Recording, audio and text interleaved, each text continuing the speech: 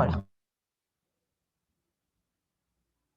Muy buenas noches, amigos, colegas, sociedad en general. Para Coyuntura y Debate es un grato honor volvernos a encontrar superando las dificultades tecnológicas con gran interrogación de lo que ha sucedido en el mundo. Pero bueno, aquí estamos, hay una voluntad, hay una decisión de poder seguir generando este espacio de debate, de diálogo, de encuentro, de conocimientos, de experiencias que finalmente nos permitan y nos contribuyan en la palabra, que en el decir ya es un hacer, lograr reflexiones. Hoy nos convoca esencialmente el tema de transgénicos y GMO. Aquí hemos logrado convocar, agradecemos mucho. Ahora nos presentarán a los panelistas. Muchísimas gracias, compañeras y compañero se han dado cita esta noche para poder compartir un poco sus conocimientos. Sí, el tema de los transgénicos es un tema tremendamente polémico. Por un lado, existen sectores sociales, activistas, que logran estructurar un discurso no solo político, sino científico o, dicho de otra manera, científico que se constituye una propuesta política eh, que contrapone la posibilidad de los transgénicos y la afectación de los transgénicos en la producción agrícola y ya de cara al consumidor también. Pero también, por otro lado, existen otras perspectivas mencionando que aquello es más una posición de carácter ideológica que, y que no responde a las necesidades de la producción y del consumo en la actual sociedad. En este foro va a ser transmitido o está siendo transmitido por Radio El Tiempo, Ecuador Today y PhD Network, a quienes agradecemos muchísimo su permanente colaboración para poder difundir este espacio de reflexión y de aporte de pensamiento y de aporte de corazón a la sociedad. Estimado Guillermo, muy buenas noches. Cuéntanos con quiénes para quienes van a participar con nosotros en este foro. Buenas noches, Eduardo, muchas gracias y buenas noches a los panelistas, muchas gracias por su tiempo, por estar aquí con nosotros. Muchas gracias a las personas que nos miran. Ya saben que cualquier pregunta estamos abiertos a responderlas durante el foro y después. Les agradecemos mucho también su tiempo y la voluntad de estar en sintonía con nosotros esta noche. Nuestra primera invitada, a la cual es un honor presentar, es Rosa Rodríguez Jaramillo. Ella es directora de Heiper Ecuador. Además, Rosa tiene 25 años de trabajo rural, de trabajo en desarrollo rural en Ecuador, en Uruguay, con organizaciones populares, de mujeres y organizaciones campesinas e indígenas. Además, ha trabajado en ONGs nacionales e internacionales y en organismos multilaterales de cooperación, en calidad de investigadora, como oficial de programas y proyectos, y en la dirección de ONGs. Sin más, le doy la palabra a Rosa. Muchas gracias por estar aquí. Buenas noches.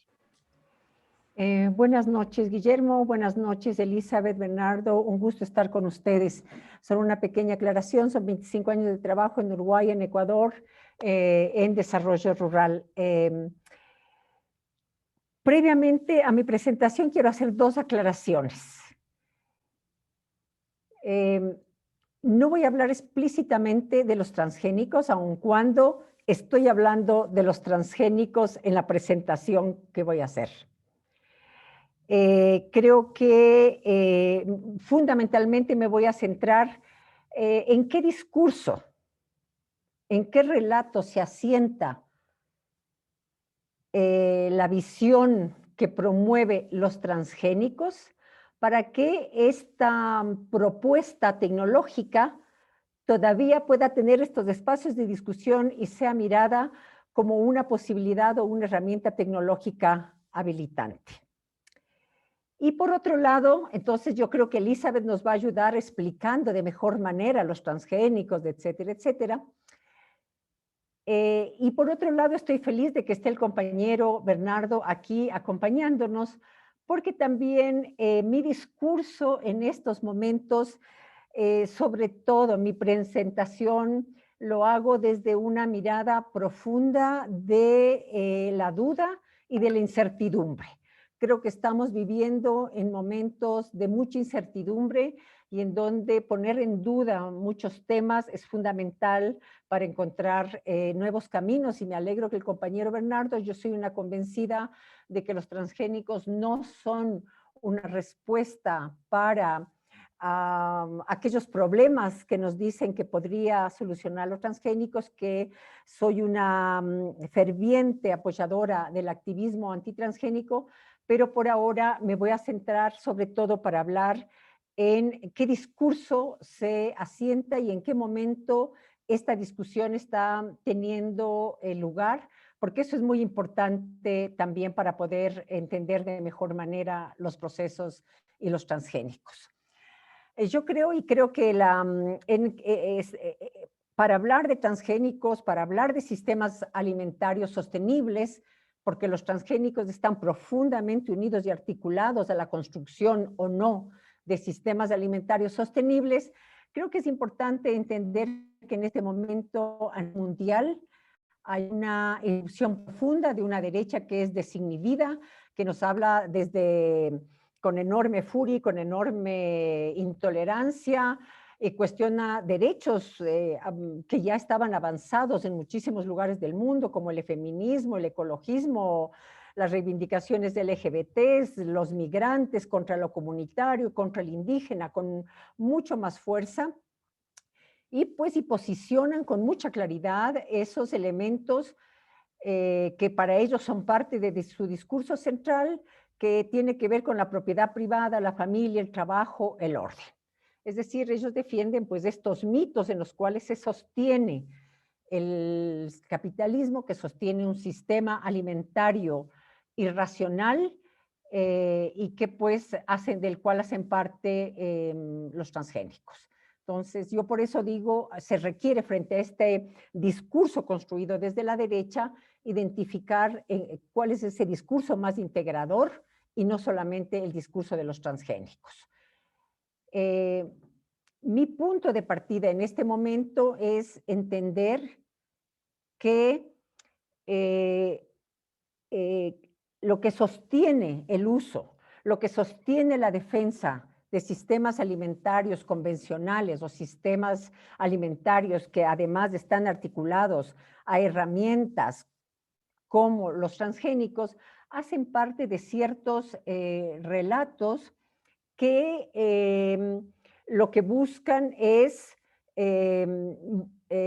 visibilizar que estas formas de consumo, estas formas de alimentarnos, esta instrumental como son los transgénicos, son naturales y son lo mejor para nuestra sociedad. Creo que también es importante entender que quien controla los relatos, para mí entender esta construcción del relato, de la construcción de los discursos es fundamental, porque quien logra imponer y quien logra construir relatos que logran adhesiones enormes son los que acumulan el poder y que buscan construir, por un lado, cuerpos que son políticamente dóciles, pero también cuerpos económicamente rentables. Y cuando hablo de cuerpos nos refiero a nosotros, pero también a sujetos, a actores dóciles y a propuestas económicamente rentables para un sistema que hace uso de esto como es el sistema capitalista, y creo que los transgénicos justamente están anclados en una construcción de una historia que nos busca que aceptemos a los transgénicos desde esta perspectiva, mientras el capitalismo o los sustentadores de esta tecnología van construyendo su poder económico rentable. Ahora, lo importante es entender cómo se va posicionando este discurso del sistema alimentario convencional como un discurso que nos convierte a nosotros, que todos vayamos a los supermercados, que todos compremos la comida chatarra, que estemos convencidos que los transgénicos van a acabar con el hambre en el mundo, que los transgénicos nos van a garantizar mayores ingresos para los campesinos, van a mejorar la vida. Creo que es fundamental cómo está anclado ese discurso, en qué está basado. Y yo creo que hay algunos elementos, porque yo creo que una de las tareas que tenemos que hacer es cómo desestructuramos el discurso del sistema convencional alimentario y cómo desestructuramos el discurso de los transgénicos como una respuesta a los grandes problemas de hambrunas que hay en el mundo. Este discurso que sujeta a este sistema convencional, obviamente tiene actores claves como son las universidades. Creo que más ahora que nunca los medios de comunicación nos están visibilizando y demostrando, no todos, pero varios medios de comunicación, cómo pues están al servicio, de verdad es que ya habían sido dichas, discutidas, de un poder económico que es imposible que se tomen distancias y son los que principalmente nos transmiten estas narrativas y estos relatos que desechan cualquier forma de producción, cualquier forma de pensamiento que no se adapte a su orden. No me dé el tiempo porque tenemos pocos minutos, pero creo que hay algunos rituales en estos relatos que sostienen a este sistema convencional. Por ejemplo, los supermercados. Ustedes saben que el ritual del ir al supermercado tuvo una irrupción fuertísima durante la pandemia. Ahí fue un espacio en donde pudimos volvernos a encontrar con una producción campesina, donde se acercaron a nuestras casas, en donde pudimos comenzar a valorar otro tipo de producción y de alimentos.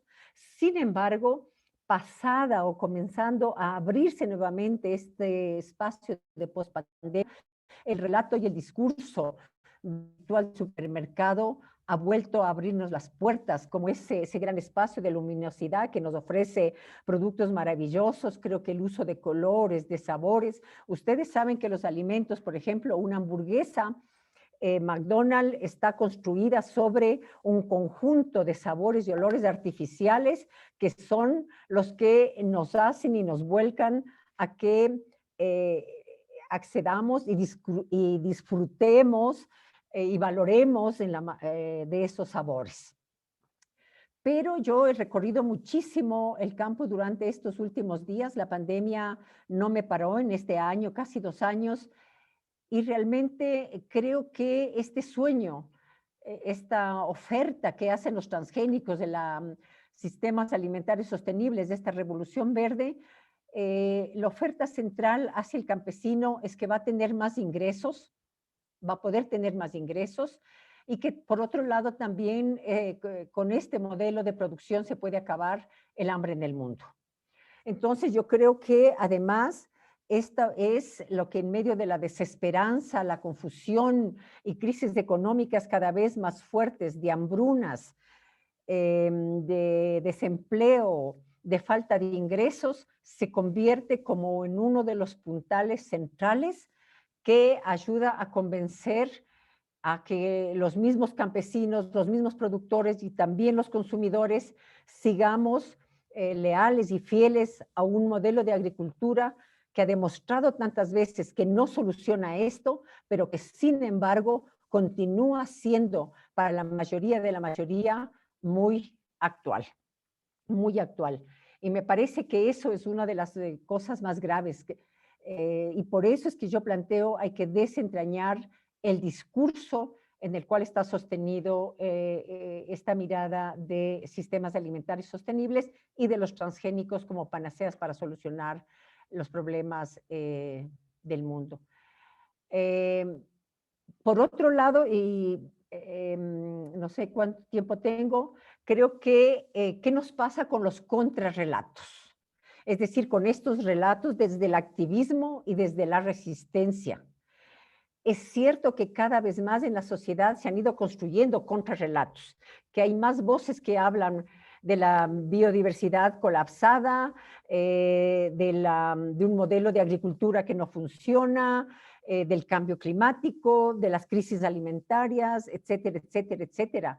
Pero creo que es momento fundamental de ponernos a pensar qué sucede con la forma en cómo nosotros presentamos nuestro relato, nuestro contrarrelato, que realmente, por ejemplo, en nuestro país, solamente el 0,99% de las hectáreas de tierras cultivadas son orgánicas y un número, sí, mayor, es cierto, está en manos de agricultura familiar campesina, es la que es diversificada, es en transición, pero al mismo tiempo que es tan importante la agricultura familiar campesina, cada vez es indicada por los discursos como una agricultura que no resuelve problemas y que es marginal.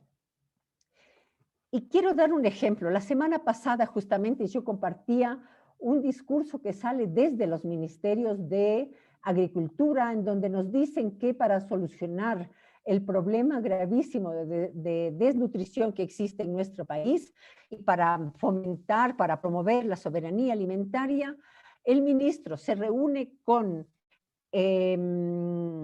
los representantes de los maiceros, de la soya, de los grandes agronegocios, no con los campesinos, del maíz y de la soya, y de los cárnicos, como actores claves para solucionar la soberanía alimentaria, y no se visibiliza que son los actores de la agricultura familiar campesina que producen el 64%, los que realmente podrían y son la solución a lo que puede ser el hambre, el desempleo y el cambio climático y los problemas ambientales. Entonces, mi preocupación es, ¿qué nos sucede? ¿Qué hay?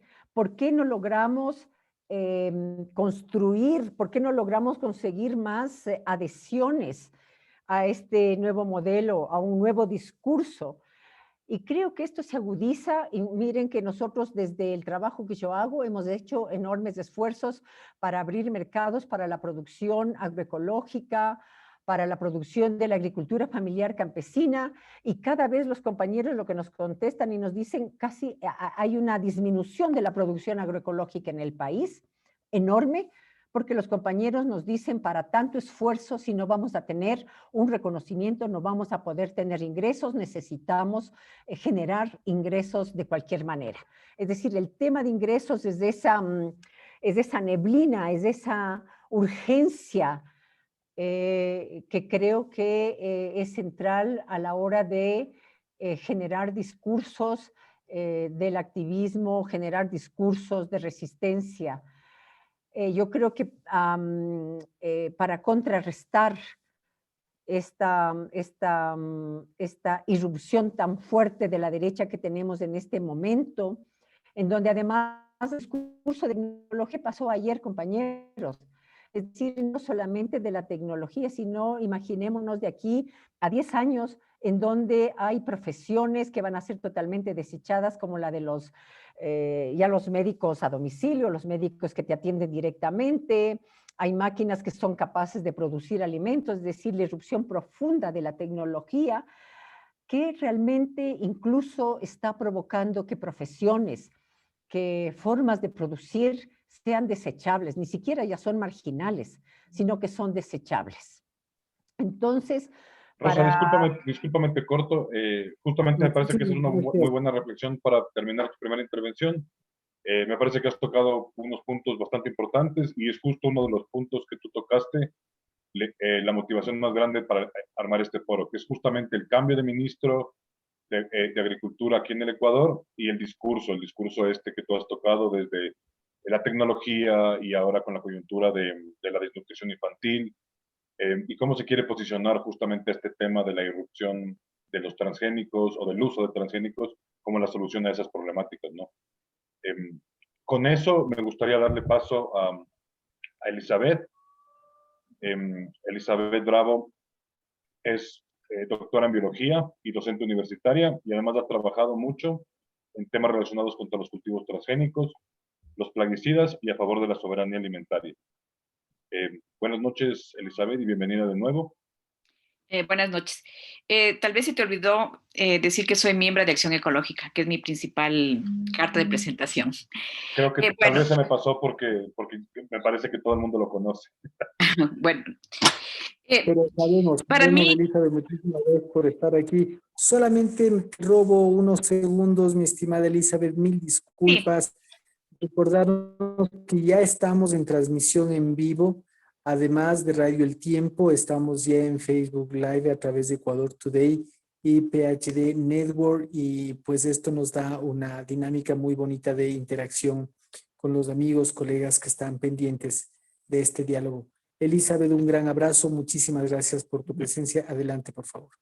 bueno, para mí hablar de transgénicos es hablar de tres cosas: uso intensivo de herbicidas, derechos de propiedad intelectual sobre las semillas y la industria de la carne, en un sentido muy amplio.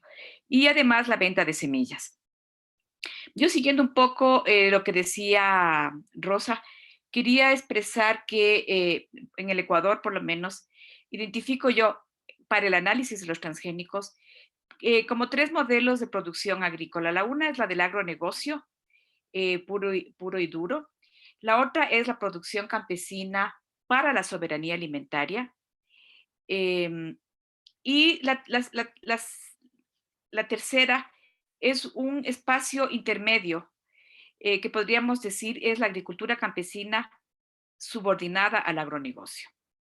Entonces, digamos, en esta tipificación, eh, ¿en dónde encajan los transgénicos? Entonces, los transgénicos encajan en el agronegocio y en la agricultura campesina subordinada al agronegocio. Porque la agricultura para la soberanía alimentaria es completamente incompatible con los agronegocios. ¿Por qué? Porque, como decía en un inicio, la principal razón por la cual se generan los transgénicos, se desarrollan los transgénicos, es para que sean resistentes a herbicidas. Más o menos el 88% de transgénicos que circulan en todo el mundo son resistentes a herbicidas. Entonces, si es que tenemos maíz o soya, que son los principales cultivos transgénicos, también algodón, pero en el caso de algodón no vamos a hablar de alimentación, ¿no? Aunque sí se utiliza un poquito de aceite de algodón en algunos productos procesados. Pero hablemos de soya y hablemos de maíz. Si nosotros tenemos una soya o un maíz resistente a herbicidas, necesitamos grandes extensiones porque la idea de los transgénicos es facilitar el control de malezas. Las malezas es uno de los principales problemas que se generan en el monocultivo, en monocultivos intensivos, y es donde más mano de obra se usa.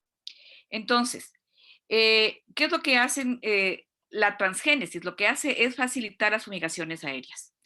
Si vamos a tener un modelo de agricultura campesina diversificada para la soberanía alimentaria, no va a funcionar nunca los transgénicos, porque se comienza a fumigar de manera aérea y se va a morir todo lo que no es transgénico, es decir, son incompatibles. Existe otro tipo de transgénicos que son resistentes a insectos y son ese tipo de cultivos transgénicos los que estarían más adaptados para esta agricultura de pequeños y medianos productores que han comenzado a adoptar los transgénicos. Por ejemplo, en Colombia, en Honduras, existe pequeños y medianos productores de maíz y también de algodón, pero más de maíz, que producen maíz que se llama BT, resistente a insectos. Entonces ahí tal vez la idea de las grandes extensiones continuas no funcionaría, ¿no? Entonces, con todo este discurso reciente que, por ejemplo, se levanta alrededor de creando oportunidades, que se está transformando no solamente mediante la ley que se mandó a la Asamblea y que regresó también a través del Plan Nacional de Desarrollo, que también se llama Creando Oportunidades. Se dice que la tecnología y la productividad son las que van a ayudar al tema de la desnutrición. Es muy interesante, ¿no? Cuando vemos, como decía Rosa, que no tiene nada que ver con la desnutrición. Yo en este momento quisiera decir que, bueno, tal vez para el compañero de México decirle que el Ecuador fue declarado por constitución libre de semillas y cultivos transgénicos, es decir, aquí no está permitido sembrar transgénicos, a pesar de que, por lo menos en el caso de la soya, hemos encontrado, nosotros como Acción Ecológica, junto con organizaciones campesinas, hemos hecho monitoreo continuo cada cierto número de años, porque no podemos hacerlo cada año porque se necesitan recursos para hacer eso y a veces no tenemos. Pero hemos hecho el monitoreo del maíz y de la soya y hemos encontrado soya transgénica creciendo en la provincia de los Ríos, que es donde crece la soya, es el lugar donde más se siembra soya. Y hemos ganado una demanda en la Corte de Quevedo, luego pasó a la Corte de los Ríos y luego la Corte Constitucional la recogió, esta sentencia, para crear jurisprudencia, lo cual es muy importante en la lucha contra los transgénicos. Pero yo quería referirme a este plan nacional que se llama Creando Oportunidades, donde se promueve un modelo de desarrollo basado en la productividad y en la eficiencia. En la ley Creando Oportunidades hay dos artículos que no sé si mucha gente lo haya leído, porque casi todos los debates se han centrado en torno al tema laboral y al tema tributario, pero hay dos artículos que reforman la ley de acuacultura, a través de la cual se legalizan tierras de camaroneros que se han asentado desde el año 2010 de manera ilegal. Y por otra parte, es muy importante señalar que también en ese gobierno se redujeron los aranceles a ciertos productos de importación,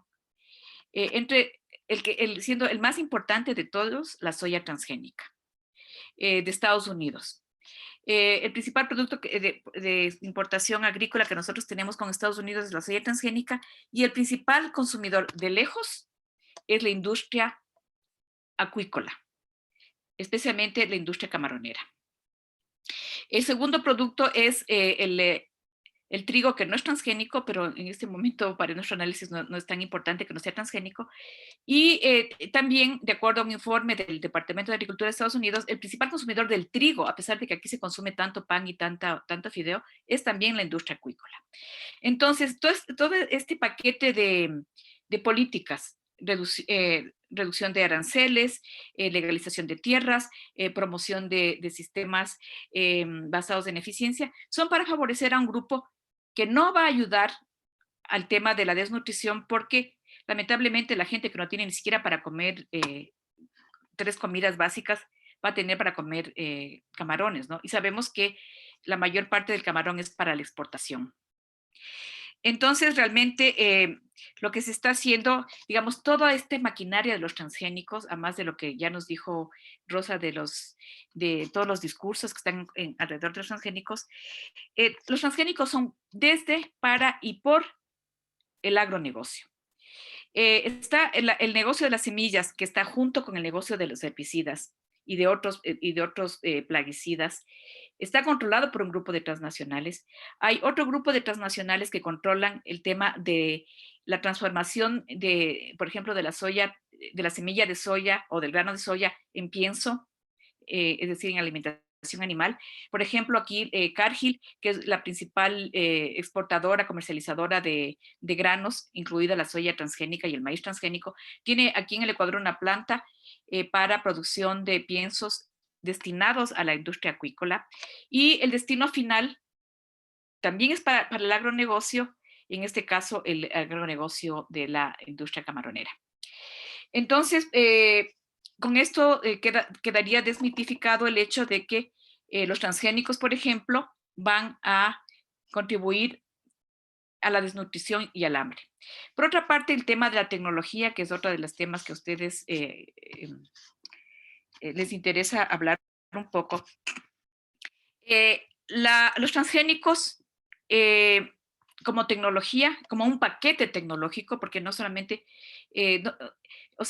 hablar de los transgénicos no podemos hablar solamente del gen que se introduce en la semilla y que produce estos impactos. También son importantes porque producen una gran cantidad de impactos a la salud, pero tenemos que ver todo el paquete. Entonces, todo el paquete está destinado a desplazar mano de obra. porque tenemos el paquete formado por semillas transgénicas resistentes a herbicidas, tenemos la facilitación de la fumigación a través de las fumigaciones aéreas y con eso se desplaza mano de obra, porque como yo decía hace un momento, en un contexto de monocultivo, lo que más mano de obra rural genera es la eliminación de, entre comillas, malezas que se generan en un contexto de ese tipo de agricultura industrial, ¿no? Entonces, y además ahora se están creando nuevas tecnologías como la digitalización.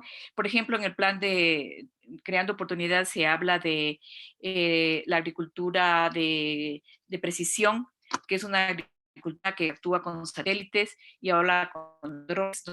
Hay otro grupo de transnacionales que controlan esta tecnología digitalizada y totalmente mecanizada y que van desplazando mano de obra.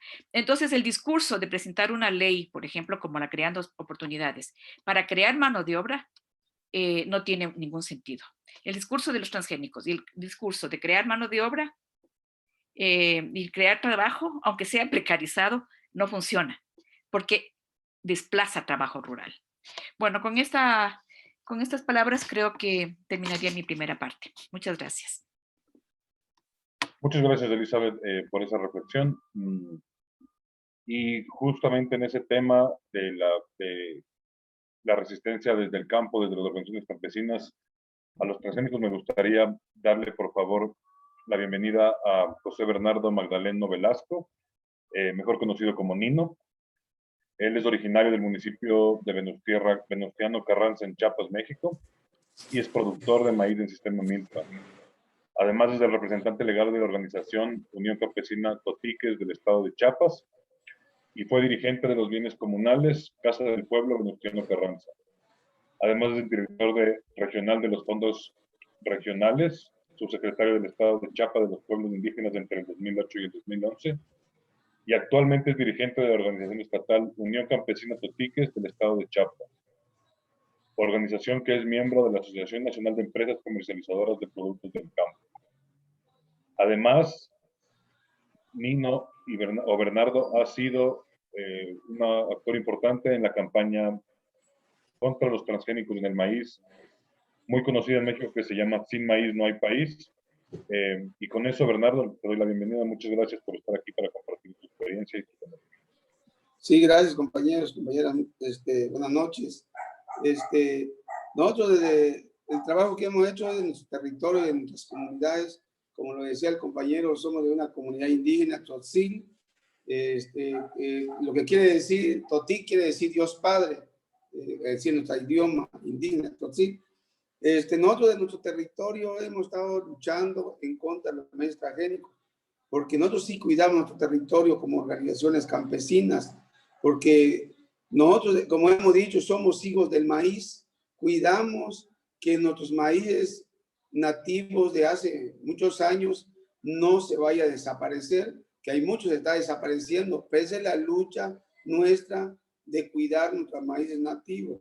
Como este año que fue, ya es un decreto, también el Día Nacional del Maíz Nativos, nosotros, esa es la lucha que hemos hecho en los territorios, a nivel estatal, a nivel local y a nivel nacional. Nos hemos agrupado con muchas organizaciones campesinas a nivel nacional, donde hemos defendido la lucha de nuestros maíces nativos. Por eso, como decía el compañero, somos Sin Maíz No Hay País. De ahí ha nacido la lucha contra los maíces transgénicos. Sabemos que los maíces transgénicos quieren desaparecer nuestros maíces nativos. No vamos a permitir que desaparezcan nuestros maíces nativos, porque los maíces nativos son de años y son el alimento más sagrado para nosotros los mexicanos. El maíz nativo, nadie le va a ganar el sabor, el alimento. Tal vez otros estados, otros países del mundo, no es como aquí nosotros los chiapanecos, los mexicanos, más Chiapa. Nosotros el maíz, desde que nos levantamos, estamos al maíz, el pozol. El pozol no es comida, es una masa que lo batimos y lo tomamos. El pozol, la tortilla, los atoles, el tamal y todo lo que sale del maíz. Por eso nosotros somos hijos del maíz, somos hechos del maíz. Y nosotros, nuestra lucha es cuidar nuestro territorio, cuidar nuestros maíces nativos, donde no vengan, porque sabemos que el maíz transgénico es con el fin de desaparecer y al día de mañana vamos a comprar maíces de bolsa, como lo han hecho otros compañeros en otros estados del país.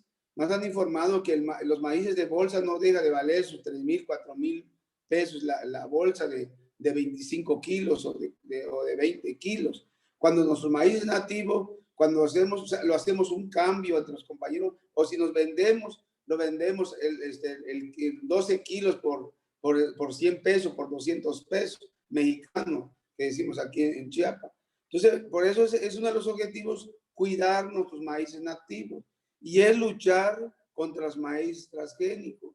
¿Qué hacemos nosotros? Es orientar cada una de nuestras comunidades campesinas de no permitir que nos vengan a cambiar el pensamiento de meter a los maíces transgénicos, porque las empresas o los que están interesados donde quieren meter este maíz, envenenar a nuestra madre tierra, que tanto hemos luchado por el cuidado de nuestra madre tierra, a veces lo vienen a regalar, a veces lo vienen a dar en programas para que nosotros recibamos ese maíz. Sin embargo, nosotros hemos hecho resistencia de no permitir que recibamos ese tipo de maíces que va a dañar a la madre tierra, por un lado, y por otro lado, va a enfermar a nuestra madre tierra. Eso lo hemos discutido mucho en las organizaciones con las comunidades indígenas y campesinas. Si nosotros queremos estar sanos, tenemos que tener sana la madre tierra, tenemos que ella esté sana para que comamos sano.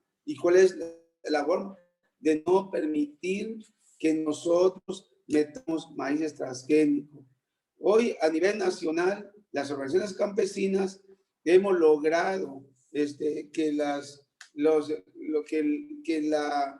a nivel nacional, que los maíces transgénicos, hay un decreto a nivel presidencial donde le hemos logrado con el gobierno de la Cuarta Transformación y nosotros las organizaciones campesinas, un decreto donde no permitimos los maíces transgénicos. Y el otro paso importante es el glifosato. No permitir el glifosato porque es el veneno más criminal que ha matado miles y miles de compañeros y compañeras, que ha dañado la salud. Esa es una lucha. Estamos contra el glifosato, pero estamos también viendo cómo hacer que el glifosato ya no venga, pero cómo hacer algo para que la tierra no se envenene. ¿Cómo vamos a regresar? Porque somos pequeños productores. Esa es una de las luchas que hemos dado aquí en México con las organizaciones campesinas y sociales a nivel nacional.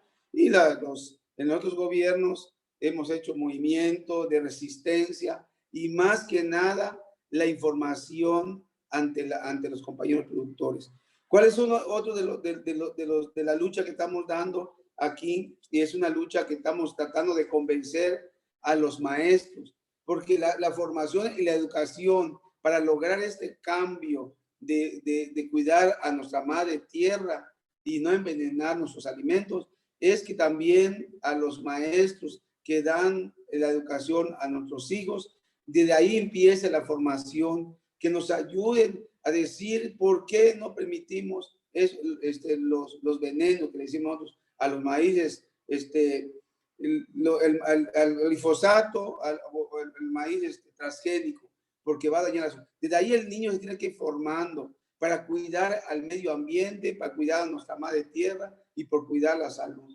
Yo le decía a los compañeros cuando he ido en las reuniones en México, de que nosotros en nuestras comunidades indígenas, ahí no sabemos cuál es, gracias a Dios no ha llegado lo que es el coronavirus, porque ahí estamos bien alimentados las comunidades, y las comunidades que estamos cerca de las capitales de los estados, sí ha habido muchos compañeros que se nos han adelantado por esta enfermedad, pero las comunidades indígenas no se sabe que haya casos de coronavirus.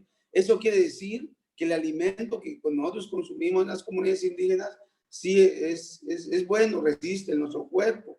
Y esa es la orientación que tenemos que hacer a nuestros compañeros, de no permitir que llegue más envenenamiento a nuestro territorio, a nuestras comunidades indígenas. Esa es un poco la información o lo que hemos visto y lo que hemos hecho, compañeros y compañeras. Creo que es importante que todos nuestros hermanos de Ecuador y otros países que luchemos con los transgénicos, o pero también demos alternativa, cómo producir la tierra, más que nada rescatar nuestros maíces nativos.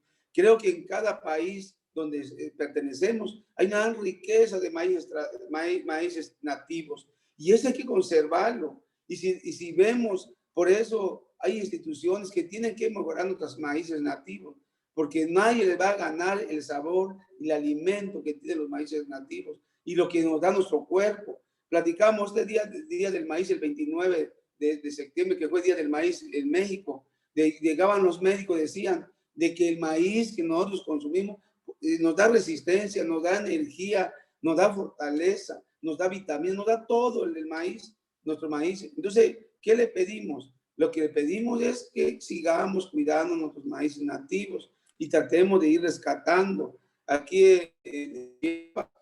como organización, estamos rescatando y saber cuántos maíces nativos tenemos en cada una de las comunidades para seguir conservando y seguir cuidando.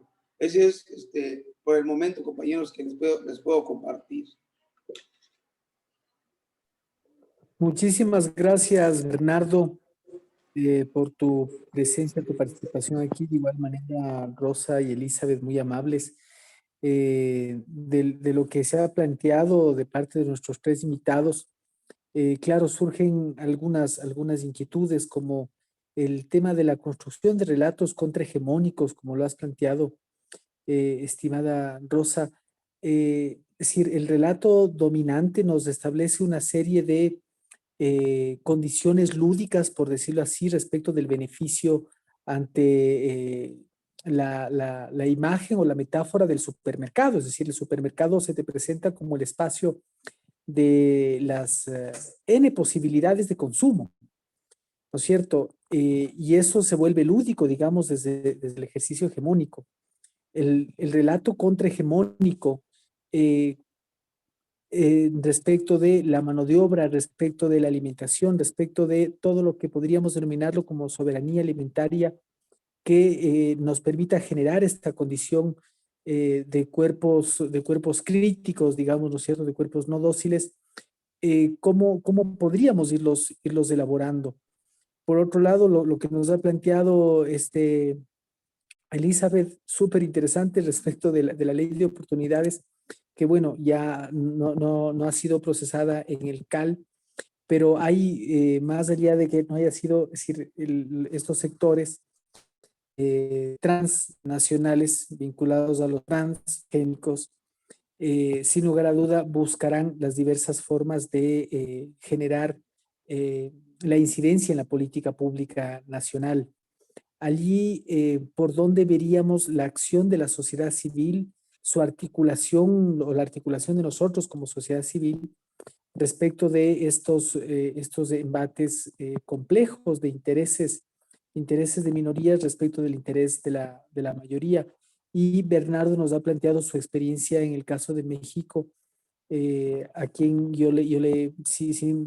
me gustaría conocer un poco ejemplos concretos de luchas en México y los logros, ¿no? Porque por lo general los relatos que nosotros hacemos siempre son de la lucha, pero sería bueno conocer cómo esas luchas se han constituido en logros, más aún en el caso tuyo, Bernardo, que eres de un sector de México, del sur de México, que ha dado lecciones importantes de dignidad y de soberanía hacia el mundo. Eso, mi estimado Guillermo, sin dejar de recordar que estamos en transmisión en vivo con nuestros aliados, Ecuador Today, PhD Network, y Radio. Guillermo. Gracias, Eduardo. Pues sí, más bien yo lo que quisiera más bien es darles paso. No sé si Rosa, Nino y Elizabeth lograron un poco como conectar las dudas que les dejaba Eduardo. Yo solamente me quedaría a mí por comentar algo que también es una cuestión que hemos visto y que se conecta tanto con lo que dijo Rosa como con lo que dijo Elizabeth, sobre este tema de que los transgénicos son solamente una arista del problema, como que el paquete, digamos, desde el poder y desde lo que decía Rosa, desde esta derecha descarada, digamos, que ya no tiene ni siquiera una cobertura de proyecto nacional o de proyecto de desarrollo en términos integrales o holísticos, así sea dentro del capitalismo, están completamente conectados a otros temas, exactamente como lo que decía Elizabeth, y a temas que, conectando con lo que decía Eduardo sobre el tema de las transnacionales, son temas que a la final responden a dinámicas globales también. La soya, el trigo y el maíz en el caso de México, que se importa de los Estados Unidos, es hecho con niveles de subsidio que, no sé, harían sonrojarse hasta los keynesianistas más duros. Entonces, ese tipo de políticas públicas nacionales, que parecen nacionales, ¿no? Que se concentran en el territorio estadounidense, afectan directamente no solamente a los campesinos y a los productores medianos y pequeños dentro de los Estados Unidos, sino también a los productores y a los campesinos de Latinoamérica y de Sudamérica, y en el caso de Ecuador, de las formas que nos ha hablado. Me parece súper importante entender el hecho de que todo ese discurso de la tecnología, de la innovación, de que los GMOs son avances científicos y son logros de la ciencia humana, son solamente como una cobertura, ¿no? O sea, que al final del día lo que es un gran negocio. Las empresas que manejan los transgénicos son las mismas que manejan las semillas, son las mismas que venden plaguicidas y están conectadas con los mismos que dan préstamos sobre la tierra, que dan hipotecas a los campesinos pequeños. Y eso hemos visto cómo esas dinámicas pueden llevar a nivel global a desastres sociales, digamos, del nivel de lo que pasó en India, por ejemplo, con la entrada de la Revolución Verde, con el tema del despojo de tierras y con el tema de los subsidios colectivos de granjeros. Es una cuestión que debería haber sido una lección para aprender, pero al final parece que es al revés. Entonces, un poco conectando con esos temas, me gustaría darles espacio desde sus áreas y desde sus experticias, otra vez a ustedes. Me parece que podríamos empezar igual con Rosa. Muchísimas gracias. Yo, a ver, quisiera tomar un tema que me parece que es sustancial cuando pensamos en transgénicos. Evidentemente, es cierto, Elizabeth, no todo está orientado a la comida, pero creo que lo fundamental de los transgénicos está orientada hacia la construcción y el fortalecimiento de estas empresas que controlan los sistemas alimentarios convencionales. Y al mismo tiempo, digamos, yo creo que el alimentarnos, el comer, es algo profundamente personal. Es decir, no hay algo más profundo, más íntimo, más todo que debería ser el hecho de comerse, más cotidiano además. Entonces, si tenemos esto como clave, digamos, ¿cómo está quien controla los sistemas alimentarios sostenibles? También nos está controlando en aquello que es lo más cotidiano y es lo más íntimo y es lo más personal. Es lo más personal.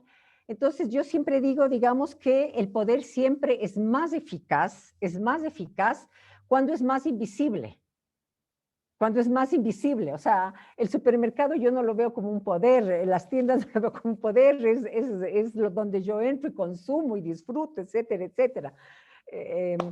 Es diferente cuando me encuentro con otras formas de control en donde yo puedo pelear, luchar, lo que sea. Aquí estamos hablando de un sistema que se ha constituido como tan natural, como tan del día a día, en donde mi preocupación fundamentalmente es, y yo recojo lo que planteó Elizabeth, es decir, cómo vamos, y cuando yo hablo de relatos me refiero no solo al discurso, sino también al relato, a la acción que podemos ir construyendo para realmente ganar esta batalla en este marco de una derecha, como yo le digo, tan desinhibida, en una derecha que es tan horrendamente en este momento abierta, que no tiene ningún escrúpulo como para decirnos, bueno, la soberanía alimentaria, ahí está la soya, la soberanía alimentaria, ahí está el maíz, ¿no?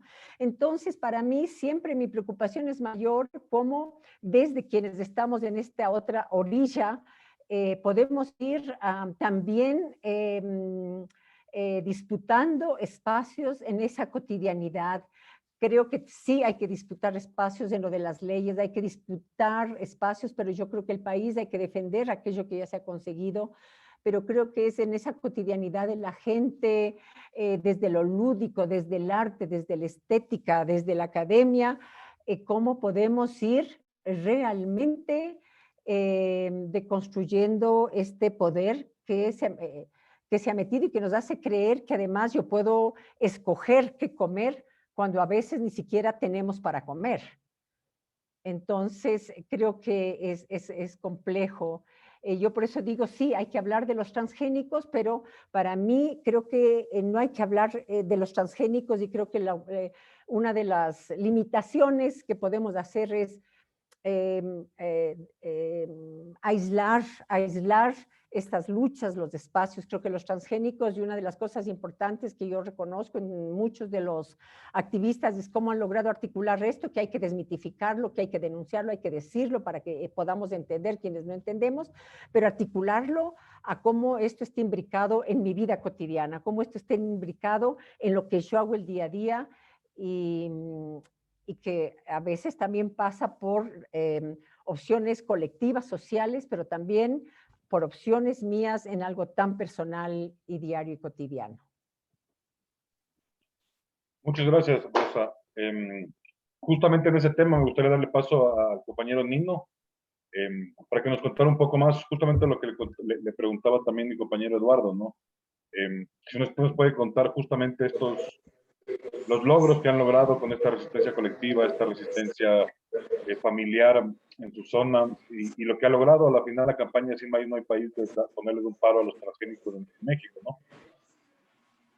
Sí, compañero, el logro que hemos hecho es de que, bueno, hay un decreto, hay una lucha que se ha logrado paralizar la SEMA de maíz transgénicos en varios estados del país.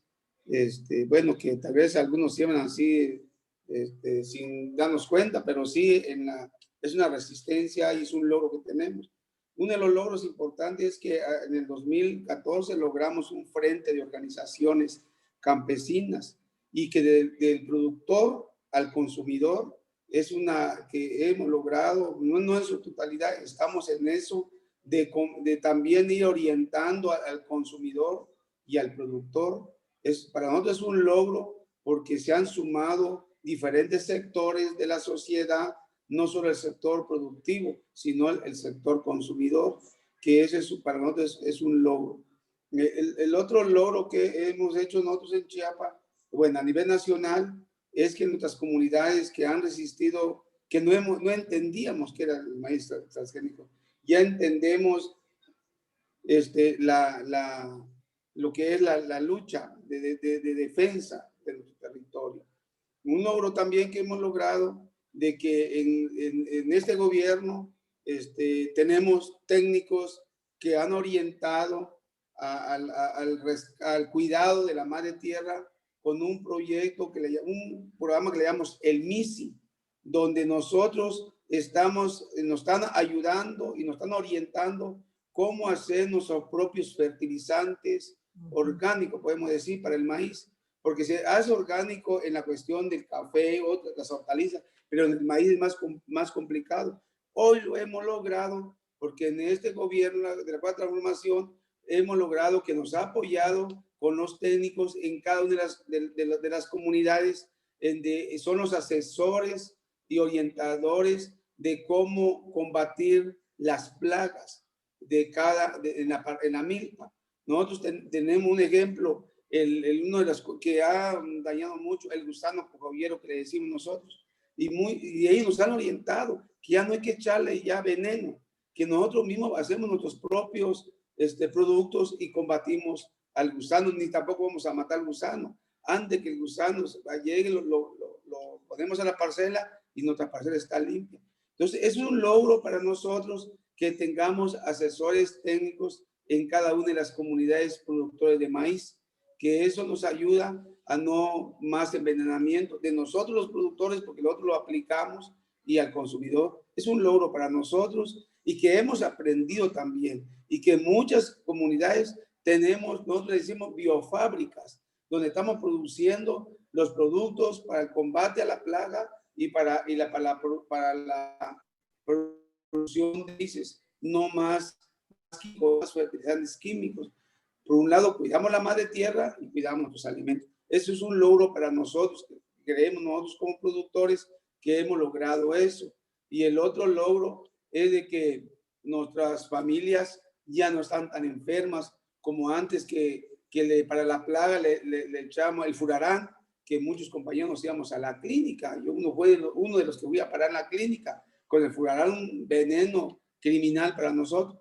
Y hemos logrado también esa orientación de los compañeros, porque es una lucha, porque el compañero, de cuando nace este proyecto del verde, es como le llaman el programa verde, de los venenos, que cuando tienen más de 40 años, nos metieron esa mentalidad que con los venenos íbamos a combatir las plagas. Y nos ha costado, pero hemos logrado y estamos mucho para seguir luchando, para orientar más que nada al productor. Yo, para mí, compañeros, el logro es que hemos logrado, no digamos un 100%, siquiera un 30, 40% al productor, orientando que ya no más veneno para alimentación que nosotros producimos. Muchas gracias, Nino. Y Elizabeth, tal vez usted, como para cerrar un poco, relacionar lo que se ha hablado hasta ahora. Bueno, yo quisiera, tal vez, hablando un poco de luchas en contra de los transgénicos, decir que podríamos dividir en dos las luchas, ¿no? Las unas que se centran en el consumo y la otra que se centra en la producción. Entonces, por ejemplo, en la lucha contra el consumo, si nosotros vemos de una manera más holística y no solamente ver si es que este producto contiene transgénico, es muy importante el tema de los alimentos hiperprocesados y de la alimentación agroindustrial o industrial que no está en mano de los campesinos. Como les decía antes, en el Ecuador, nosotros importamos transgénicos, aunque no sembremos. El principal consumidor de transgénicos es la industria acuícola, pero también es la industria del pollo y del chancho. Por eso decía que uno de los componentes de los transgénicos es la industria de la carne en general. Y bueno, hay una gran cantidad de organizaciones que están centradas en el consumo, como es, por ejemplo, Heifer, ¿no? Que promueve la agroecología, inclusive están trabajando ahora mucho con pequeños productores acuícolas, ¿no es cierto? No subordinados. Producción y consumo. Exacto, no subordinados. Exacto. En mi caso, yo en la lucha contra los transgénicos me he centrado mucho más en el tema de la producción, porque yo creo que para los países del sur, como el Ecuador y como México, el ingreso de transgénicos significaría un debacle en el campo. Si nosotros vemos, por ejemplo, lo que sucede en los grandes productores de transgénicos de América del Sur, que son los países del Cono Sur, hablaba alguien de despojo. Los cultivos transgénicos son inherentemente concentradores de tierra y, por lo tanto, despojan tierra. Por ejemplo, tenemos el caso de Paraguay. Yo creo que uno de los casos más dramáticos es el de Paraguay. Cuando uno visita Asunción, por ejemplo, yo he estado unas 3 veces en Asunción y he visto siempre los parques llenos de campesinos desalojados por el agronegocio de la soya transgénica, porque creo que la soya es el primero o segundo producto de exportación de Paraguay. El primero es la carne. Volvemos a la carne, ¿no? Ahora, nosotros hemos escuchado, por ejemplo, en el año 2019, 2020 y 2021, los grandes incendios que han tenido lugar en Amazonía, pero también en Paraguay, también en el Pantanal, en el Mato Grosso, en Argentina, en Bolivia. Son millones de hectáreas que se queman. ¿Quién está atrás de estos grandes incendios? Son la industria de los transgénicos y la industria de la carne, dependiendo de la zona, ¿no? Entonces podríamos decir que por eso es lo que yo digo que los transgénicos son inherentemente despojadores de tierra, no sé si cabe la palabra, y se insertan en un modelo. Yo diría que los transgénicos son una especie como de facilitadores de un modelo civilizatorio, de un modelo agrícola, que es totalmente perverso. Existe, por ejemplo, otro modelo en el Cono Sur, que es el arrendamiento de tierras. No existe ya el dueño de la tierra, de esas gigantescas hectáreas, o sea, hablamos de 200.000, 300.000 hectáreas. No existe un dueño de la tierra, existen arrendatarios, que son generalmente capitales de inversión especulativa. Es decir, la figura del agricultor, la figura del campesino desaparece, es totalmente desplazada. Y además, en las poblaciones que viven cerca de las zonas donde se cultivan los transgénicos, tenemos el problema de los herbicidas. Como decía el compañero Mino, el glifosato, que es el herbicida que más se vende en el mundo. El herbicida ha producido unos cuadros epidemiológicos terribles en las zonas donde se cultivan transgénicos. Los casos de cáncer y de enfermedades autoinmunes son terribles, mucho más en esas épocas que han sido tan duras desde el punto de vista de salud. Entonces, nosotros, como decía, felizmente tenemos unas manchas pequeñas de soya, por lo menos Acción Ecológica y algunas otras organizaciones, seguimos luchando para que no entren transgénicos al Ecuador, porque esos son los transgénicos. Ese es el modelo, que se impone con los transgénicos. No solamente es porque, como decía yo antes, porque se inserta el gen tal en tal parte del ADN de la soya, etcétera, etcétera, sino que promueve un modelo civilizatorio perverso. Y yo creo que en el Ecuador, a pesar de los datos un poco pesimistas que tenía Rosa, tenemos todavía mucho que salvar. Podemos hacer que ese 0.99% de agricultura orgánica crezca, que se fortalezca la agricultura campesina. Y yo también quisiera hacer un llamado a las personas que nos escuchan desde el punto de vista del consumo, a pesar de que dije que mi énfasis no es en el consumo, que consumamos campesino. Si podemos consumir agroecológico, mejor. Pero si no podemos consumir agroecológico, consumamos campesino. No le demos un voto de confianza al agronegocio, porque es un voto de confianza perverso. Muchas gracias, Elizabeth. En este momento quisiéramos hacer algo que no hacemos usualmente en los foros, que es traer un refuerzo de parte del grupo. Les quiero presentar a Paul y Paul va a hacer un poco un comentario sobre el tema también. Sigue, por favor, Paul. Gracias, Guille. Buenas noches con todos y todas. Sí, en el Ecuador tenemos aproximadamente 29 variedades de maíz y 400 variedades de papa. Cada una de ellas con sus características muy específicas que nos permiten generar líneas de investigación científica que son las que deberíamos cuidar y salvaguardar a toda costa a fin de poder garantizar un futuro para nuestras próximas generaciones. El tema de los transgénicos desde el punto de vista de la academia, al menos de donde yo obtuve mi formación académica, era negar rotundamente el ingreso de los transgénicos al Ecuador por cuanto pone en riesgo esa agrobiodiversidad a la cual hice mención hace un momento, y eso solamente por mencionar dos productos que son de uso general. Puede tener un impacto significativo en la agrobiodiversidad, por cuanto, y es lo que decía Nino, son plantas superiores, es decir, hemos jugado a ser Dios, les hemos dado a estas plantas unas características que son únicas y que empiezan a generar un factor común desde el punto de vista genético ya en la mezcla con las diferentes especies que se dan. Y eso genera un impacto muy grave en la agrobiodiversidad, en este caso del Ecuador.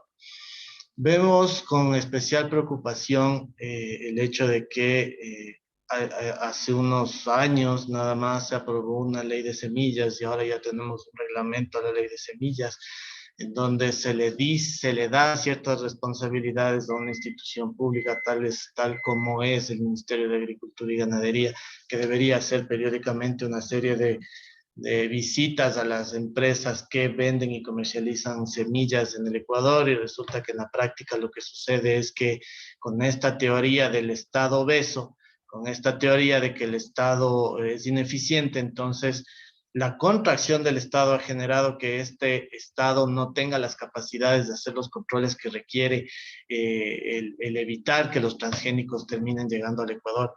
Que tengamos transgénicos en la provincia de Los Ríos da muestra clara de que están ingresando los transgénicos de manera ilegal y que nadie está controlando.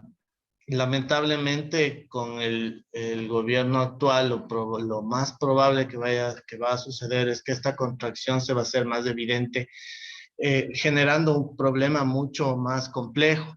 Evidentemente, esta contracción de la institución pública, tal como el Ministerio de Agricultura, genera también que los campesinos no tengan esa asistencia técnica que Nino hacía mención, que es uno de los logros importantes que tienen en México. Por contarles algo, en la provincia de Pichincha teníamos 80 técnicos de agricultura que daba el Ministerio de Agricultura a los campesinos. Hoy no llegan a 50 y están en franco despido y desvinculación para el trabajo en el campo. Entonces, evidentemente hay un vacío que se está generando en la sociedad que nos va a imposibilitar realmente tener un control real de lo que está pasando con los transgénicos. Luego, por otro lado, está este interés de la firma del Tratado de Libre Comercio con Estados Unidos y con las otras potencias, porque no es que porque firmamos con China la cosa es mejor. O sea, estamos hablando de dos potencias mundiales, particularmente en el caso de Estados Unidos, con Monsanto y todas estas corporaciones. La firma de un tratado de libre comercio con estos países y con la ley de la selva en el que sálvese quien pueda, sálvese el que tenga dinero, básicamente. Entonces, nos pone en una situación muy difícil en torno al futuro agroalimentario del Ecuador, con particular énfasis en este caso, el tema de los transgénicos.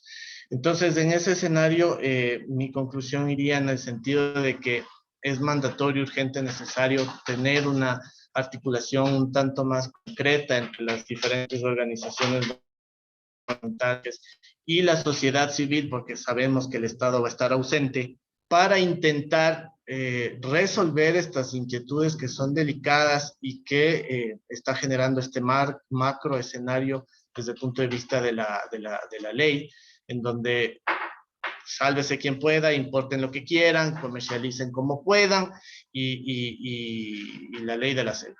Eso de mi parte, muchas gracias con todos. Estimado Paul, muchísimas gracias por tu participación. Rosa, Elizabeth, Bernardo, muy amables, muchísimas gracias. Qué importante, primero, decir, todo lo planteado ha sido sumamente importante. Las experiencias de conquistas y de logros que nos ha planteado Nino, personalmente me dan esperanza respecto de una sociedad civil con capacidad de entrelazarnos para generar política pública del Estado a favor de lo que se me ha mencionado aquí, de esta acción íntima del ser humano consigo mismo, que es la alimentación, y es la relación que nos ha planteado Elizabeth respecto de el consumidor con el productor. Este vínculo que yo vuelvo a insistir, que la metáfora del supermercado, la metáfora de la marca, nos genera una ruptura entre el consumidor y el productor. No existe y no hay tal y no debería ser así, sino que hay una relación tremendamente cercana. Basta con que los ciudadanos y las ciudadanas generemos el cultivo de plantas, de florcitas, de cosas así, ya estamos siendo productores y a la vez estamos siendo entonces de alguna forma consumidores en esta relación que algunos autores mencionan la importancia de la conciencia de la relación campo-ciudad. Esta relación, esta unidad nos puede permitir logros sumamente importantes en la política pública y en los hábitos, porque nos enfrentamos a la necesidad de generar patrones socioculturales que evidencien este vínculo de forma lúdica, yo digo también de forma bonita, de forma deliciosa también cuando estamos logrando esta relación personal íntima con el consumo, con el producto, con un producto tremendamente cargado de memoria, como nos ha planteado Nino, una memoria histórica, ¿no? Una memoria de sanación. De mi parte, solamente agradecerles muchísimo, Rosa, Elizabeth, Bernardo, Paul, por esta importante disertación, por este importantísimo encuentro que creo que supera las condiciones académicas hacia elementos de la vida cotidiana y es ahí donde encontramos la trascendencia del conocimiento. Muchísimas gracias nuevamente, estimados panelistas. Guillermo, un gran abrazo, no sin antes recordar que nos transmite Radio El Tiempo, Ecuador Today y PH Network. Muchísimas gracias a nuestros amigos asociados. Gran abrazo, Guillermo. Muchas gracias, Eduardo. Y sí, más bien, de nuevo, agradecerles por el tiempo, por estar aquí tratando de crear justamente estos lazos de los que hablaba Paul, de los que hablaba Eduardo, entre la academia, entre el público, entre los productores, entre los actores de los movimientos sociales, de las ONGs, que tenemos la misma preocupación, ¿no? Que es la preocupación de rescatar el alimento y de rescatar algo de la soberanía y de la dignidad alimentaria que nos queda, como decía Elizabeth, que se queda, que hay, y hay mucha, y hay que seguirla defendiendo. Igual me sumo a Elizabeth en un llamado a la gente que nos ve a tomar un poco más de conciencia sobre su alimento, sobre cómo lo producen, quién lo produce y a quién le compran. Que es una cosa que, como dijo Rosa, podemos hacer en nuestra vida cotidiana, desde el día a día y 3 veces al día, si comemos 3 veces al día. Entonces, muchas gracias otra vez, muchas gracias a nuestro público que nos tuvo la paciencia y se unió con nosotros en esta noche, en un día que no es del común de coyuntura y debate de nuestro foro. Y la paciencia también a ustedes, a los panelistas, sobre todo Bernardo, muchas gracias por conectarte de tan lejos y estar tan cerca compartiendo las experiencias de su organización y de su lucha. Como dijo Eduardo, igual son inspiradoras. Y con eso, muy buenas noches a todos y que tengan un buen resto de la noche. Muchas gracias. Gracias. Chao, Elizabeth, gracias. Chao. Gracias, Bernardo, un gusto. Igualmente, gracias. Gracias.